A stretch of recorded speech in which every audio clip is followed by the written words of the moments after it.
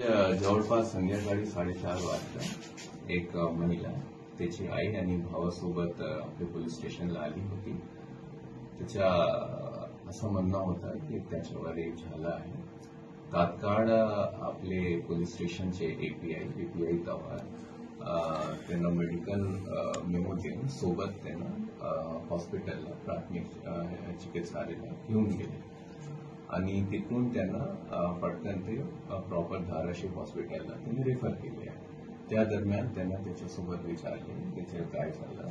तर ऍक्च्युली त्यांनी 5 आरोपीचं नाव सांगितलं होतं. तात्काळ आमची टीम आपली पोलीस स्टेशनची टीम आणि एलसीबीची टीम तिथे आली आणि आरोपीचा शोध घेऊन सुरू केला. या दरम्यान डीवायएसपी साहेब पण आले आणि त्यांनी पण त्याचा शोध घेतला. त्या 5 पैकी 4 आरोपी ऑलरेडी आपल्या कस्टडीत आहेत.